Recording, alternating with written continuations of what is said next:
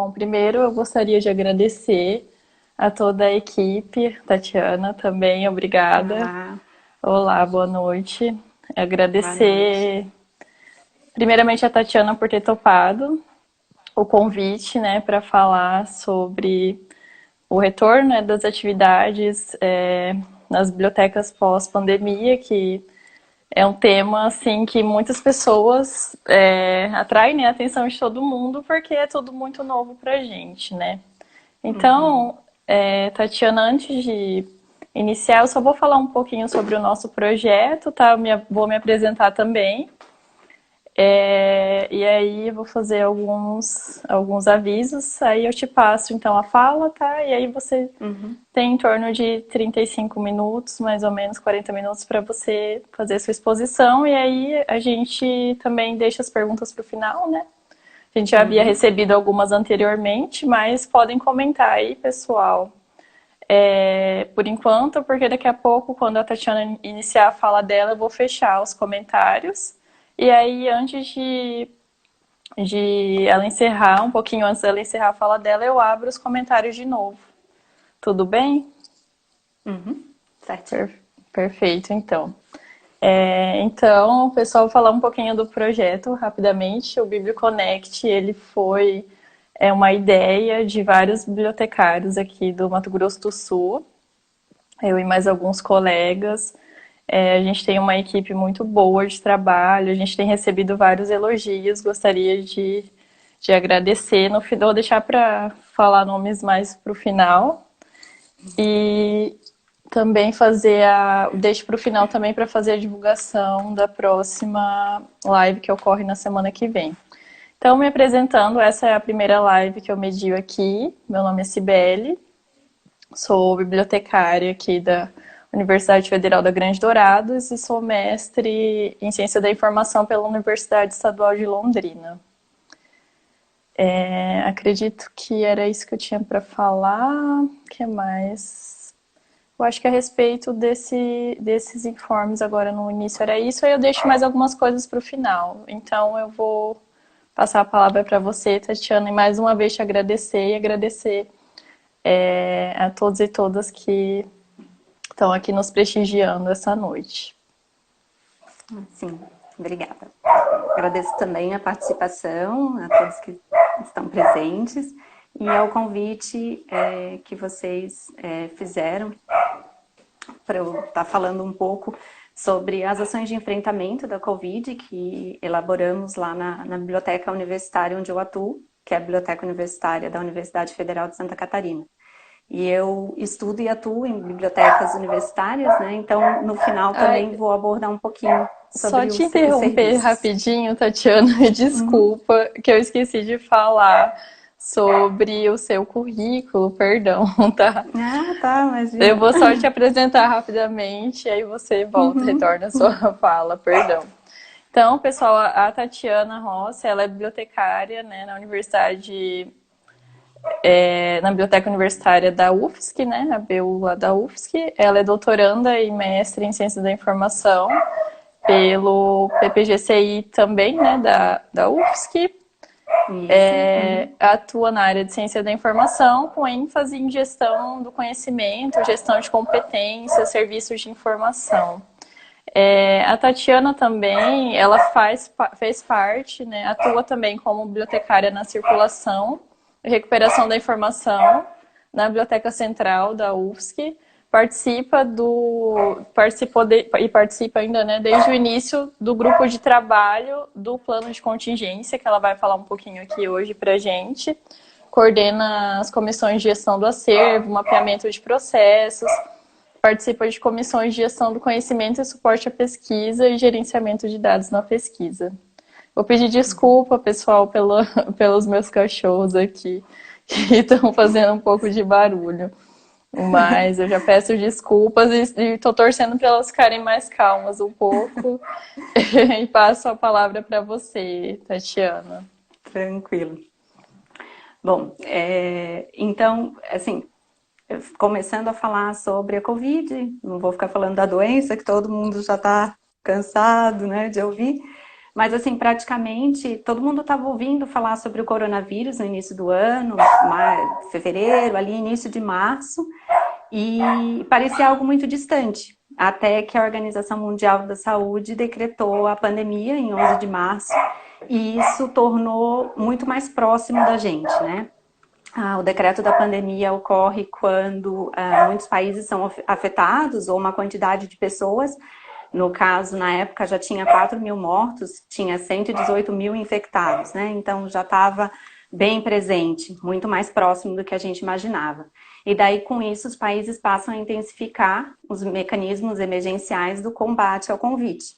E houve o fechamento das escolas, dos comércios, das indústrias, suspensão das competições esportivas profissionais, enfim, a vida de todo mundo mudou.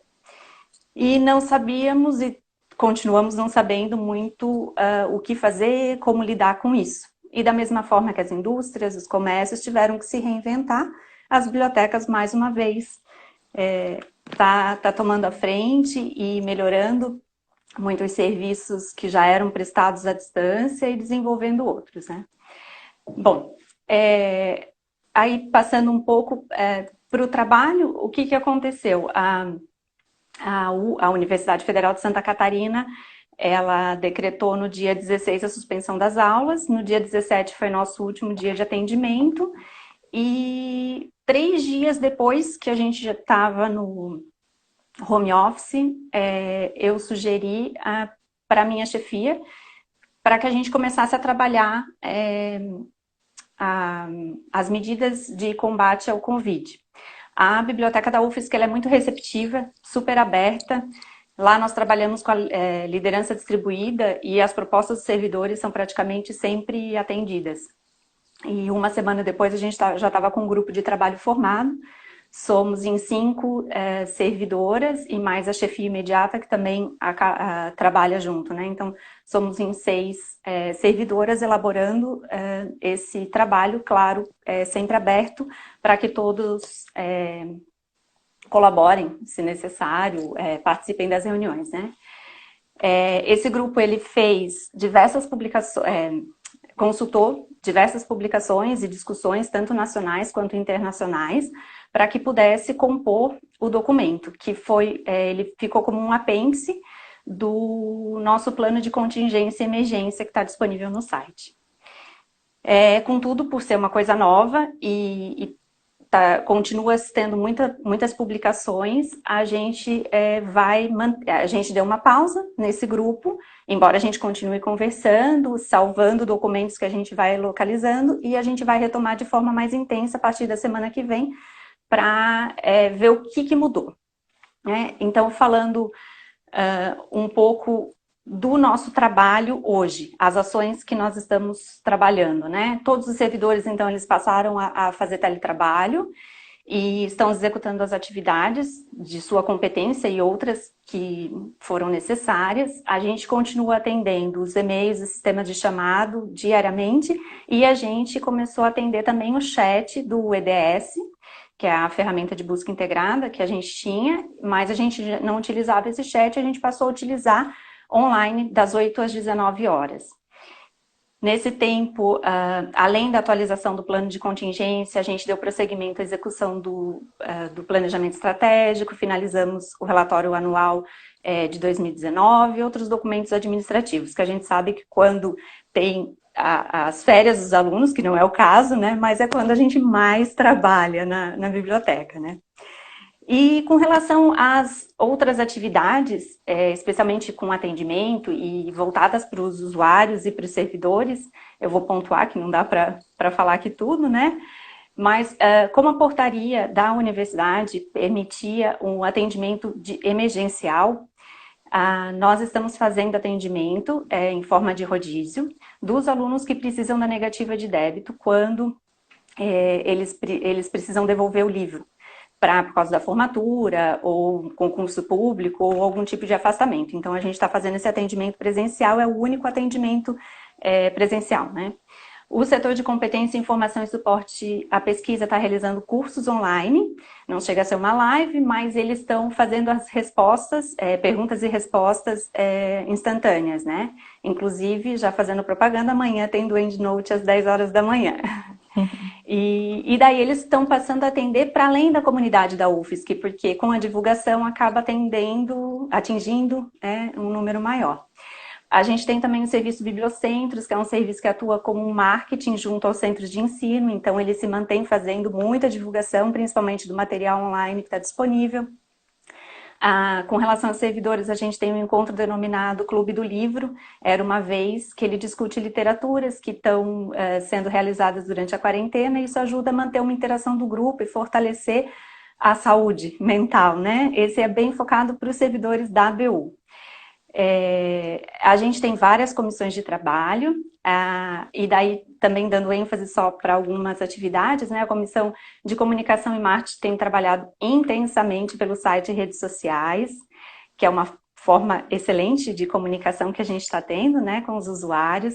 A Comissão de Análise de Conteúdos de Informação, em conjunto com o setor de competência, tem mantido atualizada a página no site com conteúdos científicos sobre a Covid. A Comissão de Gestão do Conhecimento, que eu atuo, além das reuniões e aplicação do framework, ela elaborou uma lista de cursos online e gratuitos voltados especificamente para os servidores, também da biblioteca, com uma divulgação local, né? E a Comissão de Planejamento e Execução de Processos de Compra, de Aquisição, está trabalhando também intensamente para que os EPIs estejam na biblioteca para quando a gente efetivamente voltar ao atendimento. Bom, com relação às ações que a gente previu para a liberação da biblioteca para atendimento. Então, a gente previu uma demarcação no piso a cada 1,5 m, no caso das filas de atendimento, pensando que os usuários não ficam ali muito tempo, e 2 metros de distanciamento entre o usuário e o atendente. Também demarcar o piso por uma direção única de sentido, tanto na entrada e saída, quanto no interior das estantes. Isso eu vi num supermercado no Canadá. Inclusive, eles mencionaram que no início era um pouco difícil, eles não entendiam muito bem, mas que depois isso eles indicam para outros clientes que estão lá, que não pode passar por ali, que tem que ir pelo outro corredor, enfim. Então, se tornou uma prática. Isso foi no início de março e agora já é uma prática, né? A gente previu também manter, a gente já tinha os frascos de álcool na mesa, então vai ser mantido em todas as estações de trabalho, e também disponibilizar aí em pontos estratégicos da biblioteca para que os usuários possam fazer uso mais intensivo. E, se colocado na parede, indicando os padrões de acessibilidade de 60 centímetros a 1 metro. A gente previu a redução de 50% de mesas e assentos, de forma a criar um distanciamento de 2 metros entre as pessoas. A gente previu a liberação do auditório e dos laboratórios, mas é uma coisa que a gente vai reanalisar, né? Se for feita a liberação, com metade da capacidade, com as janelas abertas para a circulação de ar. Também deverão ser redistribuídos os computadores utilizados para pesquisa, para consulta aos usuários e laboratórios internos da biblioteca, para que também mantenham uma distância de 1,5 m. Janelas e portas abertas, sempre permitindo o máximo de ventilação possível. Bom é que agora vai estar no inverno e fica um pouco mais fresquinho para a gente, né? Não necessitando do ar-condicionado, pelo menos aqui na região sul. A gente faz muitas reuniões por causa dos grupos de trabalho, das comissões, a reunião do conselho consultivo. Então, manter essas reuniões, claro que é importante para uma conversa, mas que elas sejam feitas por via webconferência, né? Cada um na sua mesa ou cada um na sua estação de trabalho, da melhor forma que a gente conseguir fazer mais com o distanciamento entre as pessoas. Também previmos manter um pano úmido com uma solução de água sanitária na porta de entrada para que seja feita a limpeza dos calçados. Não será permitida a entrada de usuários quando exceder o guarda-volumes. Como a gente não tem nas bibliotecas da universidade o controle da entrada e da saída com a catraca que contabilizaria, então a gente não consegue saber se 50% da quantidade de pessoas estaria dentro da biblioteca. Então, uma forma que a gente mensurou foi dos guarda-volumes. Antes, se eles eram todos ocupados, a gente liberava o uso com a mochila. Mas a gente sabe que daí já é um número excedente de usuários. Então, para aquelas unidades que fazem uso do guarda-volume, acabou não entre espera desocupar. Uma coisa que também a gente vai rever, se realmente seria o uso do guarda-volumes. Seria uma medida para a gente, mas é mais um empecilho de higienizar o guarda-volume, higienizar a chave e ter a manipulação pelo usuário, né? Pensando no Sim. usuário. Os usuários deverão usar máscara em todo o período, isso é uma recomendação aqui do estado e agora também da cidade de Florianópolis, inclusive com multa de R$ 1.250 para quem não fizer uso em qualquer momento que estiver na rua ou em algum estabelecimento. Recomendação de manter as superfícies com o mínimo de objetos possíveis, higienização frequente de teclado, telas touch, mesa, telefone, enfim. Não compartilhar nada de uso pessoal, então evitar caneta, lápis, coisa que era muito comum, né? A gente entregar, um usa, outro usa, então evitar são boas maneiras que a gente vai ter que aprender. Os servidores também vão ter que manter uma distância entre eles de 2 metros, no mínimo de 1,5 metro, e quando não puder, porque como a gente atende em vários turnos, às vezes coincidia dos servidores trabalharem ali conjunto, as mesas são grudadas, seria feito um revezamento do trabalho. Não cumprimentar as pessoas com aperto de mão, beijos, abraços, isso a gente já está aprendendo um pouco nesses meses de distanciamento, né? A higienização das mãos com álcool em gel, preferencialmente com a lavagem, com sabão, sabonete, sempre que possível. Etiqueta da tosse, né, espirrar, tossir, cobrir a mão, cobrir a boca e o nariz com um lencinho descartável ou direcionar o antebraço. Se precisar suar o nariz, que faça no banheiro. Enfim, a gente tentou prever tudo com as leituras que a gente fez, né? Evitar acessórios também é bem costumeiro nas literaturas. Evitar anel, pulseira, relógio, colar. Manter o cabelo preso, a barba parada, a unha limpa, que é mais fácil, né, de fazer a higiene também. Os servidores em atendimento presencial, e especialmente da devolução e os que vão manipular o material que vai deixar reservado na quarentena, tem que usar o EPI completo. Para os demais servidores, a gente colocou como a máscara de uso obrigatório e, se possível, jaleco e óculos para uma melhor proteção.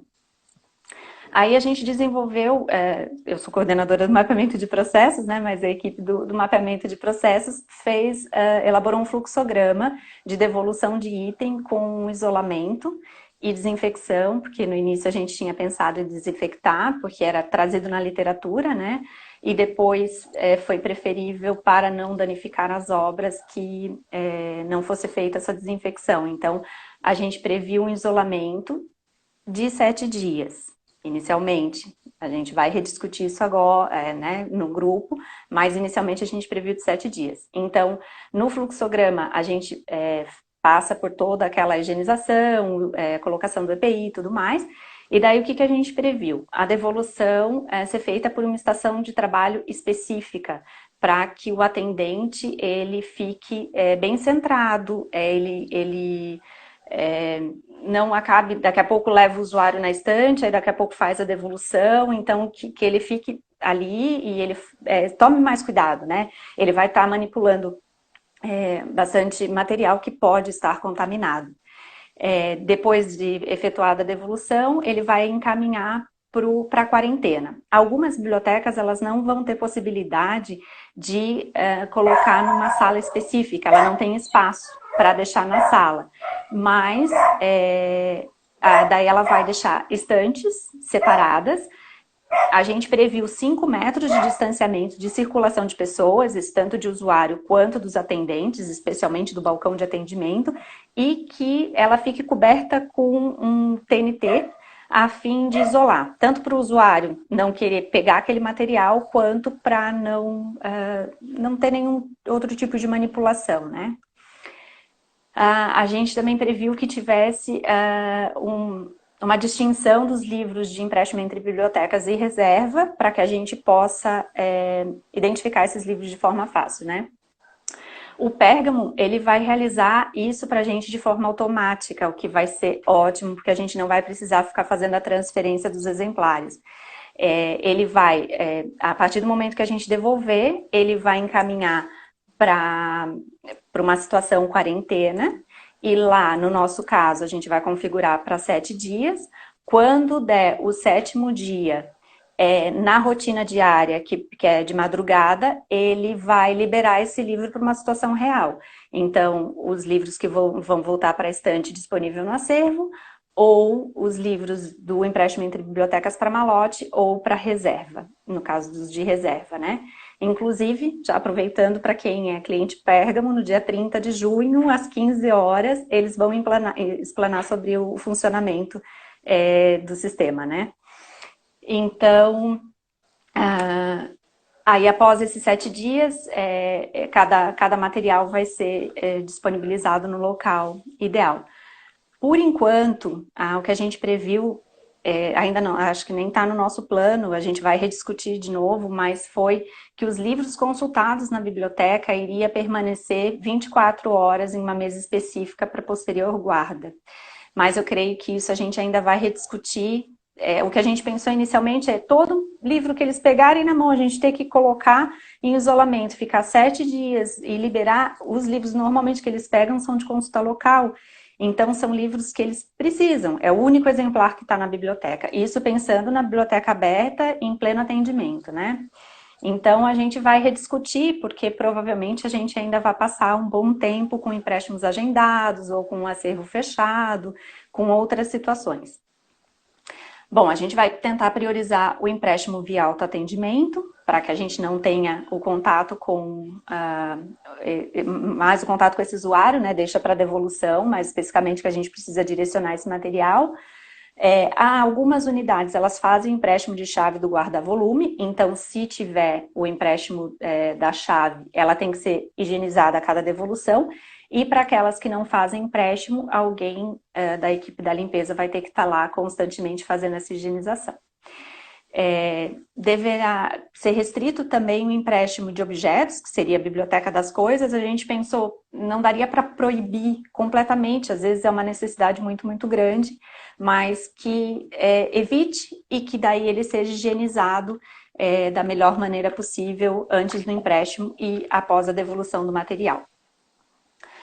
Ao considerar os usuários surdos, eles têm algumas especificidades de ordem comunicacional e linguística, né? Então, faz-se necessárias medidas para além destas previstas. Então, no caso dos usuários surdo-oralizados e surdo-sinalizantes, é importante que se tire a máscara de tecido e se use a máscara de acetato para que eles visualizem a expressão do rosto, né?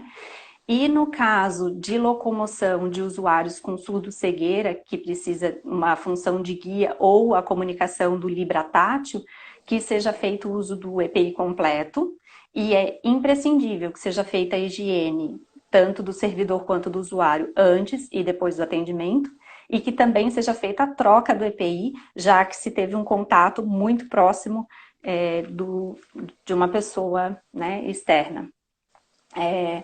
A gente previu que os materiais recebidos por doação e vindos de compra também permaneçam por esses 7 dias em quarentena, e daí o setor vai também verificar quais as medidas que julgarem necessárias, né?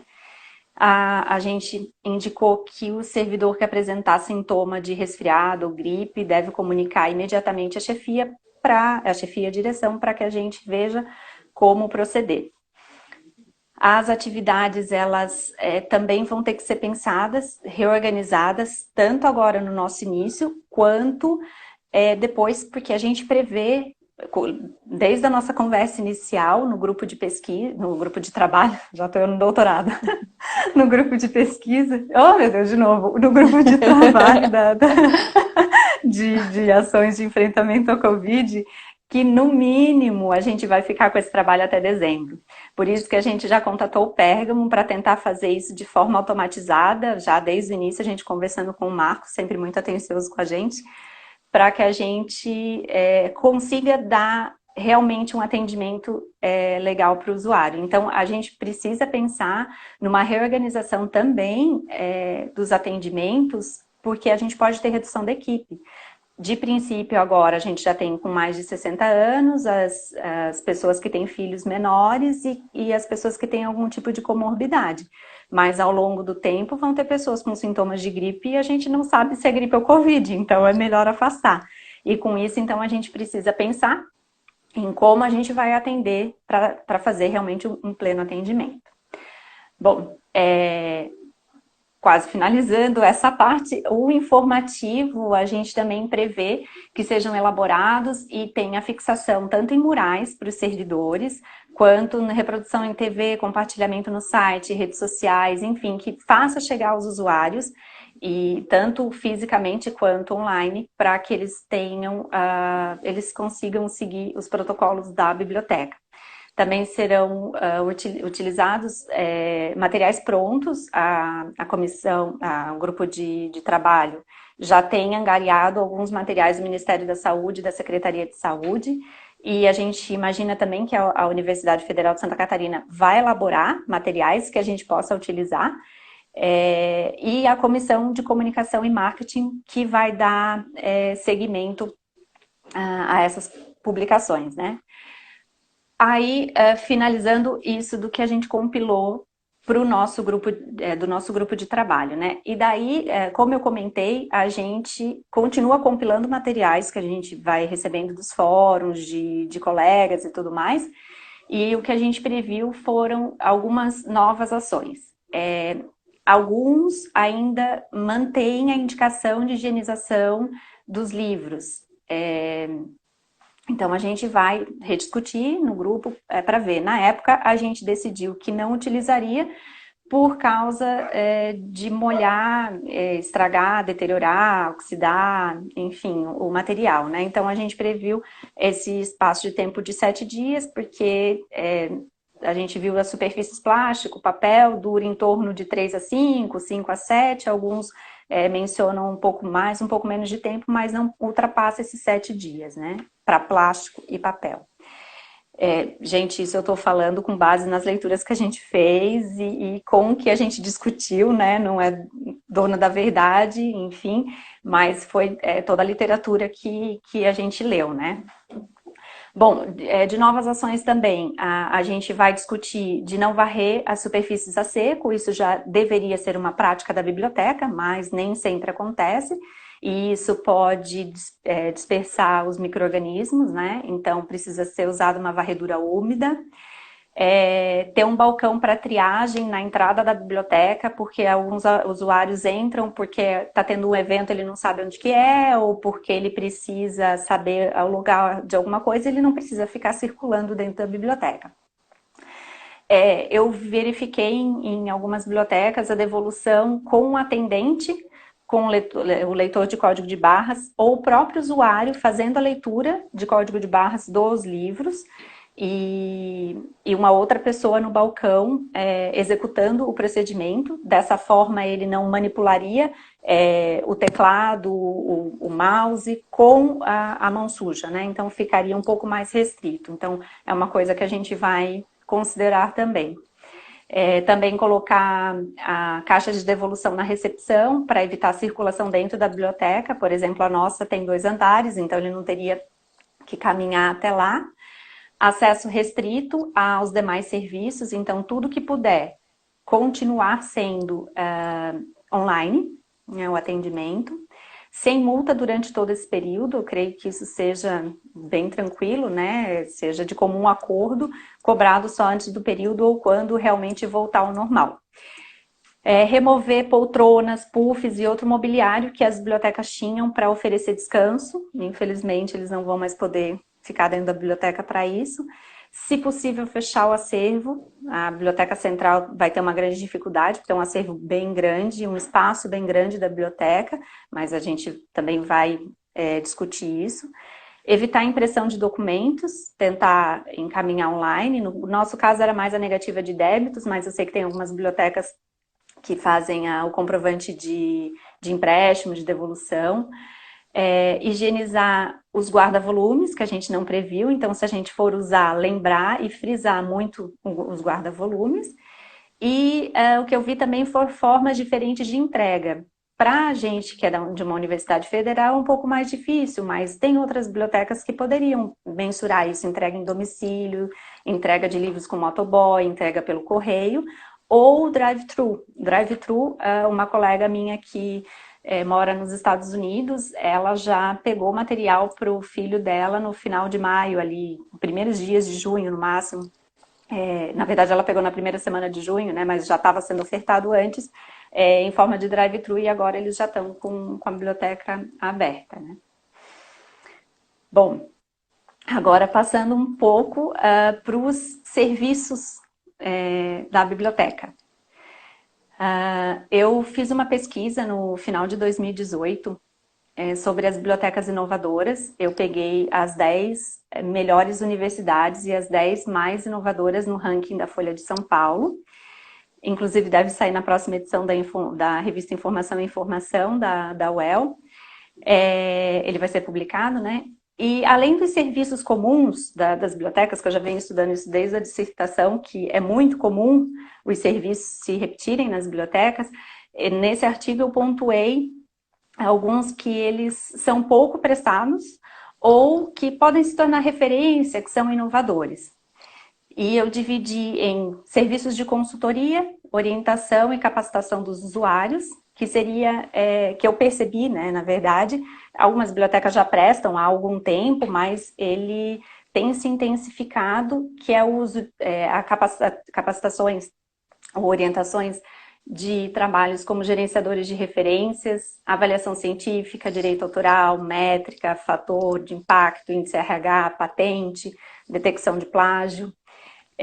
O autoarquivamento de trabalhos, de conclusão de curso, especialmente para as universidades que já possuem repositórios institucionais. E desculpa porque eu acabo sempre atrelando a biblioteca universitária, porque é o que eu estudo e é onde eu trabalho, né? Mas, enfim, tem algumas coisas que deu para pescar aí por outros tipos de biblioteca, né? Escolar, pública, especializada. Bom, seguindo esses serviços, ferramentas de busca integrada também está aumentando a utilização, isso é bom para promover nosso acervo, né? E serviços de dados de pesquisa e políticas de dados e gestão de dados de pesquisa também tem intensificado. Com relação aos serviços diversos e com incorporação de tecnologias, eu verifiquei Biblioteca 24 horas, que é o sonho dos usuários, não tanto das bibliotecas, a gente até queria, né, oferecer, claro que não são todos os serviços, mas alguns serviços conseguem serem disponibilizados. As ações culturais de exposição também estão sendo utilizadas, acabei não comentando, mas, por exemplo, a consultoria, atendimento, capacitação, é uma coisa barata para uma biblioteca. É claro que tem que ter uma capacitação boa, o bibliotecário ele precisa ter domínio, precisa conhecer, mas é investir em capacitação para o bibliotecário que vai ministrar. Então, isso é um serviço muito diferencial para os pesquisadores e fácil da biblioteca prestar. E mesma coisa as ações culturais e exposições. Isso você traz um público externo para dentro da biblioteca, você consegue promover mais os seus serviços, e isso você pode, claro que dá bastante trabalho, mas você pode conseguir isso em parceria com outros departamentos, com associações, com indústrias, empresas, enfim. E é bem legal isso para a biblioteca, para promover a biblioteca, né? E nem todas prestam, né? Há aplicativos também para dispositivos móveis, não só de empréstimo e renovação, mas outros sistemas que a biblioteca oferece.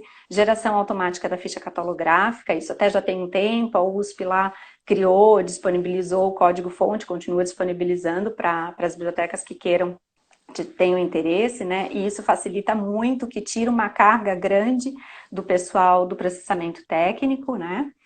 O atendimento online, que já é feito há algum tempo, mas assim com ênfase para o WhatsApp e para o chat online. Digitalização de documentos, tanto do acervo da biblioteca, que possa ser disponibilizado, quanto scanners disponíveis para os usuários, empréstimo de equipamentos, que seria a Biblioteca das Coisas, né? Notebook, tablet, iPad, calculadora, carregador de celular, enfim. Nessa pesquisa, eu identifiquei também que foram mencionados na literatura, mas eu não localizei no site dessas bibliotecas, né?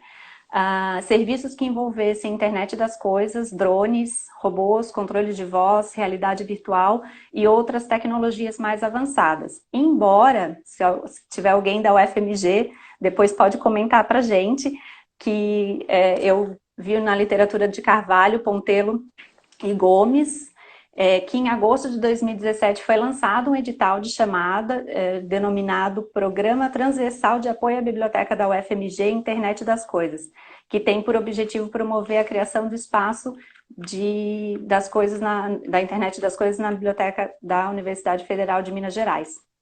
Então, seria uma inovação.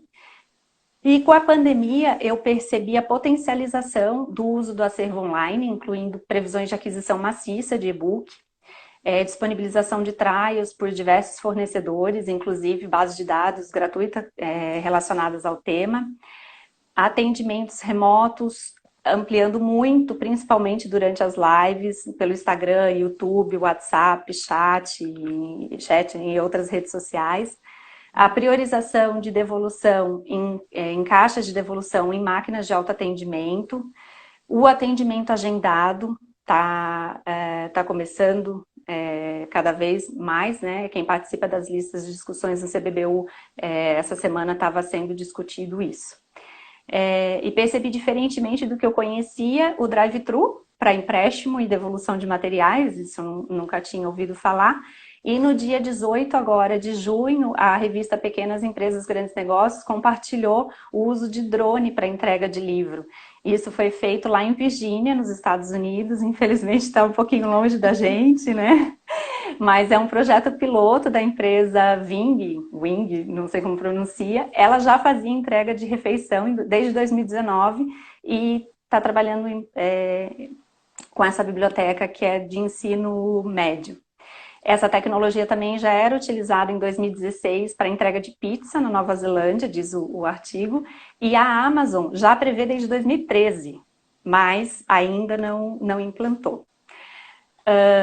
Também vi eventos pequenos, totalmente online, publicação de livro, inauguração de espaços, serviços, eventos em formato totalmente online. Eu vou participar do segundo seminário de gestão da informação e do conhecimento agora em setembro. E até na lista eles comentaram de fazer um evento grande, tipo SNBU, CBBD, não deixando esses de existir, porque é uma ótima forma da gente ter interação, né? E as lives com bibliotecários e profissionais das áreas correlatas, especialmente nos canais que já existiam das bibliotecas que antes eram feitos para divulgação. É interessante que nesse artigo de Bibliotecas Inovadoras eu trago uma citação do Muriel Torrado e Gonçalves, que eles propuseram identificação de como o YouTube era usado por 50 principais BUs reconhecidas no Brasil. E eles verificaram que apenas 10 apresentaram um link para o canal. Destas, algumas utilizavam a plataforma apenas para armazenamento de conteúdo audiovisual ou vídeo. E daí os autores, eles relataram não ter achado nenhuma biblioteca que utilizasse o YouTube ao vivo como live. Engraçado que hoje a gente tem visto um monte, né? Esse artigo foi de 2017. E eles dizem que isso seria uma interessante possibilidade para transmitir palestras. E seria isso. Eu achei que tivesse mais alguma coisinha, mas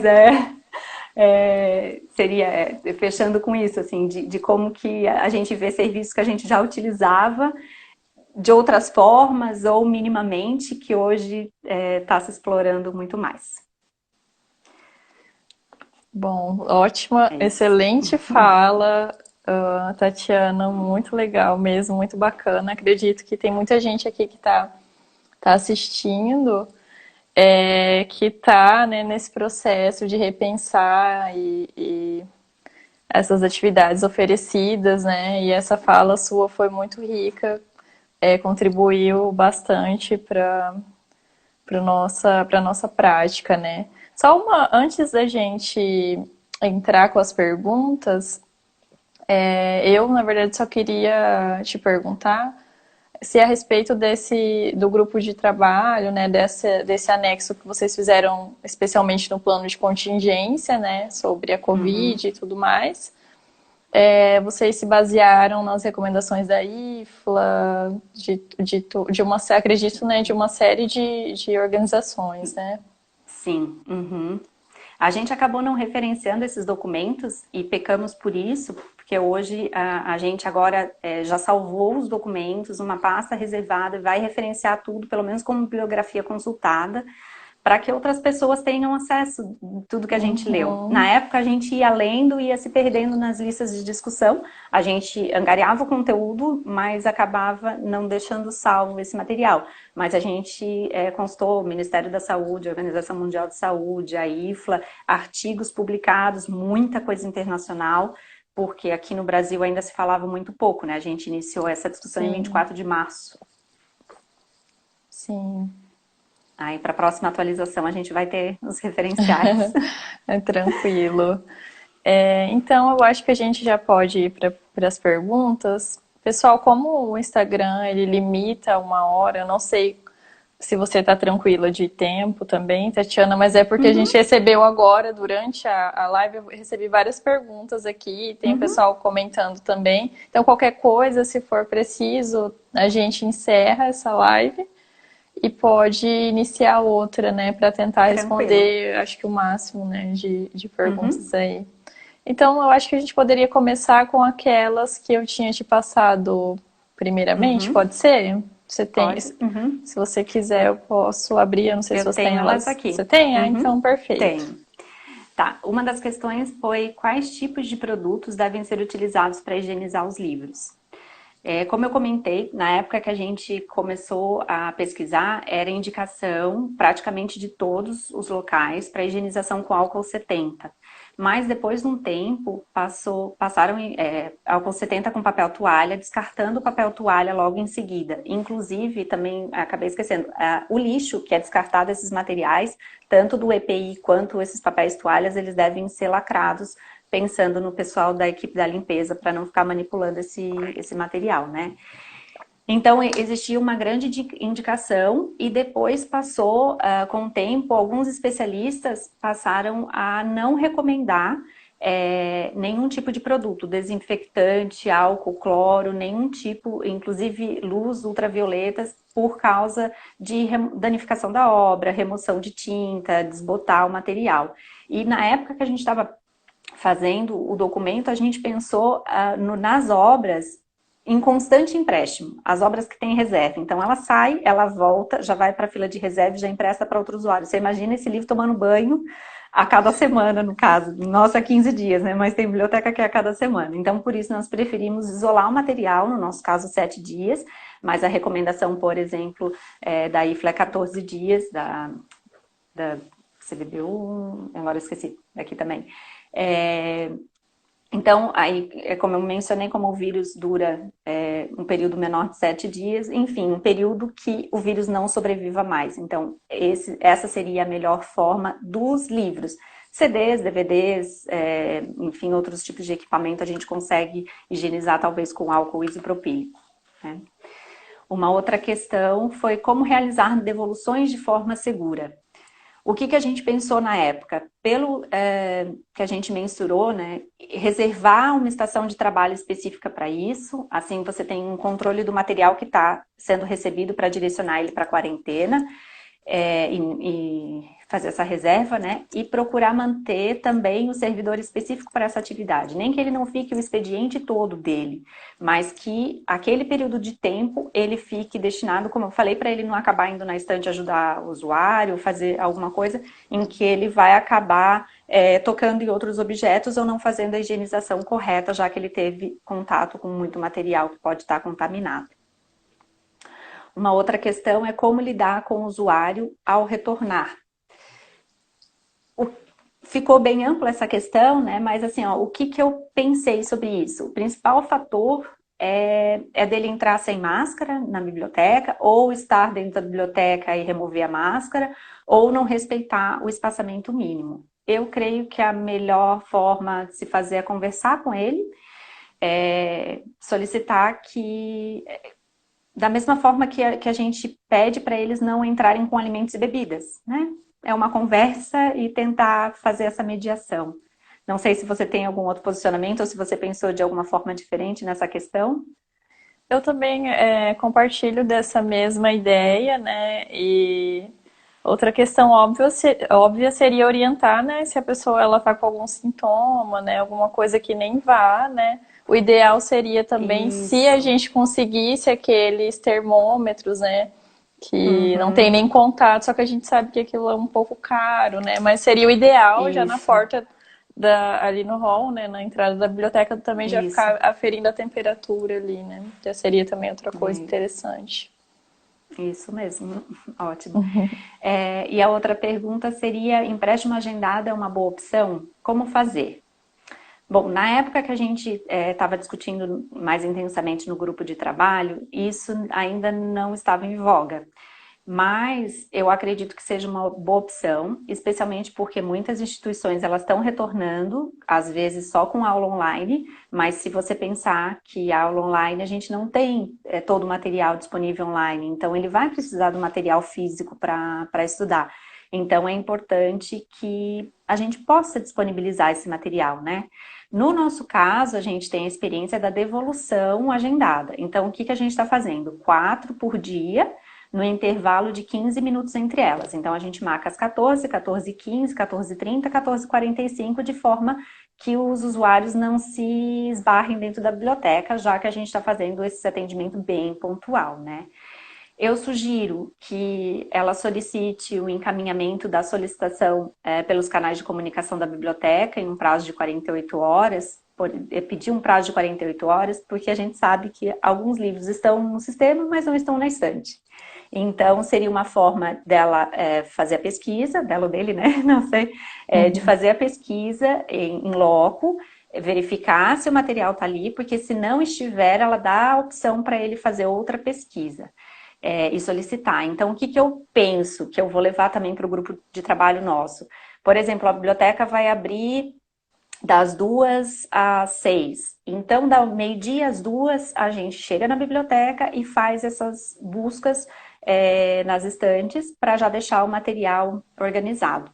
A Univale, que é uma universidade aqui em Santa Catarina também, ela previu no plano deles esse atendimento por e-mail ou por telefone, e ela vai deixar um computador na porta de entrada com o teclado envelopado com plástico filme para quem não fez a solicitação. Aí vai ter o acompanhamento de um servidor para verificar os livros os materiais que o usuário precisa, e aí realizar a busca no acervo ou servidor para poder realizar esse empréstimo. Seriam Certo. essas. Eu tô lendo aqui os comentários. Tem um comentário da Joana que ela fala assim: inovadora essa questão do drone, mas além do equipamento, tem que verificar a legislação vigente no Brasil, estados e municípios, que normalmente regulam isso. Sim. Então aqui a gente realmente, Isso. né, e apesar de que é uma coisa bem cara, assim, também, mas é uma ideia muito bacana, realmente, né? Mas tem toda Sim. uma série de questões, né, por trás. Isso, é verdade.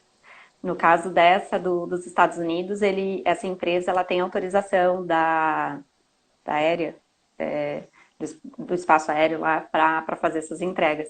Mas a gente precisaria ver a legislação aqui. Outra questão aqui dos comentários eu não consegui ver o nome da pessoa, mas está perguntando assim se todos irão usar luvas. Então, isso foi uma discussão na época para a gente. Também há discussões na literatura sobre isso. Porque, da mesma forma, no início, nem o uso de máscara era preciso. Aí, até que a gente terminou, já era recomendado o uso de máscara por todos. Eles dizem, tanto a máscara, que uma falsa proteção, porque às vezes você acha que está seguro, quando na verdade não está 100% seguro com a máscara. Você não pode tocar, você precisa tirar da forma correta. E as luvas é a mesma coisa, com o agravante de que as pessoas acabam não lavando, higienizando tanto porque acha que a luva está protegendo, mas ela está protegendo a tua mão. E se com a luva você tocar o olho, o rosto, nariz, boca, você vai acabar sendo infectado. Então, houve uma grande discussão. A gente pensou nos livros de devolução e quem carrega esse material utilizar, porque a gente sabe que o livro já é sujo por natureza, né? Então, até na biblioteca a gente já tinha guarda-pó e tinha disponibilização de luva para o pessoal da guarda. Mas a gente deixou meio abrangente, meio sem uma especificação por causa disso. Porque daí a gente vê que a gente vai olhar nossa mão suja e a gente vai lavar muito mais vezes ou vai higienizar muito mais do que com a luva. Agora a gente vai fazer leitura de novo, vamos ver como que tá essa recomendação. Mas na época era essa. Sim, sim, bem bacana. Tem algumas outras perguntas que chegaram também aqui na caixa de perguntas, que eu vou falando também, acho que dá tempo de responder mais algumas. Uhum. Do Humberto, na verdade, todos aqui que eu recebi. Como separar esses livros por 7 dias, diante de um fluxo constante de circulação de livros? Essa questão é um desafio, né, na verdade. É um desafio. Assim, para a biblioteca central, a gente consegue separar uma sala que era usada para eventos, defesa, reuniões, enfim, para várias atividades. A gente vai utilizar ela especificamente, colocar as estantes lá dentro e a gente vai conseguir num espaço que a gente já previu. Então, pelo menos na nossa mente, lá está tudo perfeito. Mas outras unidades, elas não têm um espaço assim. Então, o que a gente previu foi alocar estantes separadas do acervo, manter no mínimo 5 metros, por causa da dispersão dos micro-organismos, né? Só que daí, para isso, já precisa prever estantes a mais, que muitas bibliotecas não têm. Fazer aquisição ou remanejar algum tipo de acervo que não é tão utilizado para liberar essas estantes. Mas o que a gente previu foi deixar a estante, a gente identificar a estante por dia, para que no 7º dia a gente saiba qual estante que pode voltar para o acervo, com a separação das reservas e do EB para que a gente consiga destinar no local certo.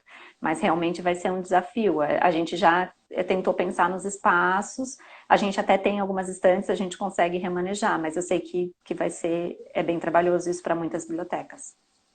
Sim, é verdade. Mais algumas perguntas aqui, acho que dá tempo ainda de responder. Com a TI, é possível monitorar a ocupação da biblioteca e divulgar evitando aglomeração. Na verdade, foi um comentário aí no final, a pessoa colocou é possível, né? Com a ajuda da tecnologia, a gente fazer esse monitoramento e evitar aglomeração? Creio que possa ter algum tipo de sistema. Por exemplo, o RFID a gente tem na biblioteca de Blumenau. A gente acabou não discutindo sobre isso. Eu sei que ela tem uma série de informações, ela sabe inclusive o livro que está entrando na mão da pessoa. Eu não conversei com a bibliotecária de lá, bom lembrar, já vou colocar isso em pauta para o grupo de trabalho, porque é uma forma de mensurar, embora não seja uma biblioteca tão grande. Mas, pelo menos na universidade, eu não vislumbro nenhum tipo de tecnologia que nos auxilie nesse sentido. Não sei se ele conhece, pode comentar com a gente. Já aproveita e compartilha, caso alguém a pessoa aí do saiba. grupo. Sim. Ó, tem um outro comentário aqui do Wagner. Gosto e acho necessário a ideia de acervo fechado neste retorno, pelo menos em um primeiro momento. Só antes de você comentar, né, eu acho que seria o ideal, né, só que assim, vai variar muito da equipe, né, eu visualizo pelo menos a nossa biblioteca aqui, a nossa equipe é minúscula, então pra gente seria muito desafiador conseguir fechar o acervo, né, deixar algumas pessoas exclusivamente ali para dar atenção só para o acervo, né? Mas é aí que tá, porque a equipe é pequena e ela precisa transitar entre acervo e atendimento. Então, para a gente vai ser bem desafiador mesmo. eu verifico bem dois problemas. Essa questão da equipe, a questão do espaço, que às vezes fica inviável, às vezes é uma estante aqui, outra lá, não tem como. Sim. E, por outro lado, é o usuário manipulando 1, 2, 3, 4, 10 livros e a gente tendo que fazer quarentena desse material. Então, reserva ele, tira ele da reserva. Então, gera trabalho de qualquer forma. A gente vai ter muito trabalho pela frente. Basta mensurar qual é o mais viável para cada unidade. Sim. Mais alguns comentários aqui. Por quanto tempo será recomendado fazer a higienização, isso passado a pandemia? Não sei se deu para entender muito bem. Eu entendi por quanto tempo a gente vai ficar nessa atividade, né? Nas Uhum. primeiras leituras que nós fizemos, a gente imaginou até dezembro, mas eu creio que isso vai depender muito da quantidade de infectados que ainda vai ter no Brasil e quantidade de mortos, enfim. Eu creio que da mesma forma que a Organização Mundial da Saúde decretou a pandemia e o nosso governo vem nos trazendo indicadores de como se portar isso para o comércio, por exemplo, a gente vai conseguir tendo uma base de como a gente vai se portar também. Mas na biblioteca da UFES que a gente prevê no mínimo até dezembro. Mas eu já li literatura que até 2021 é tranquilo que a gente vai estar vivendo essa pandemia, infelizmente. Infelizmente. Eu acho que dá tempo da gente responder as últimas perguntas sem ter que iniciar uma nova live. Uhum.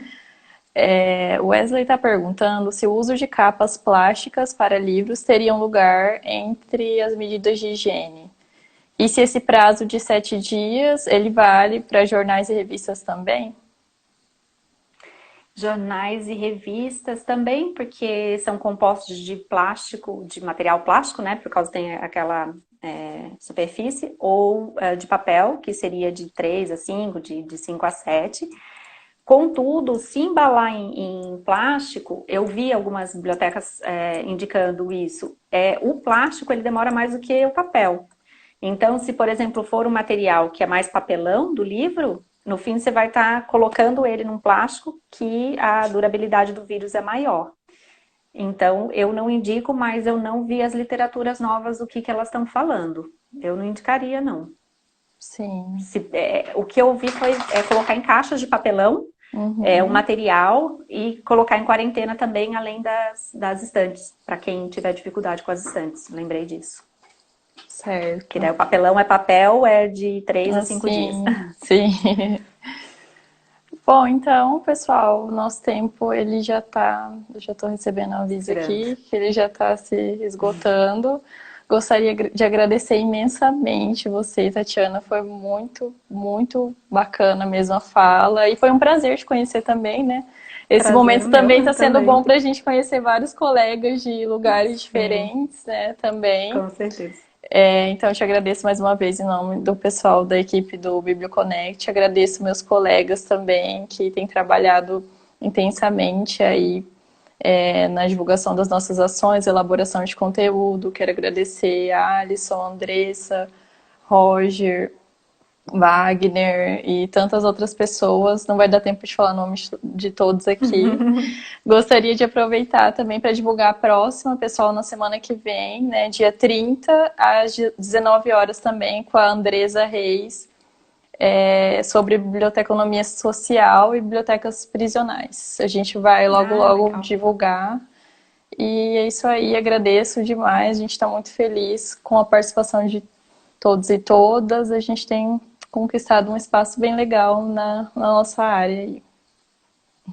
E a live vai Legal. ficar salva, tá? Para quem tinha perguntado.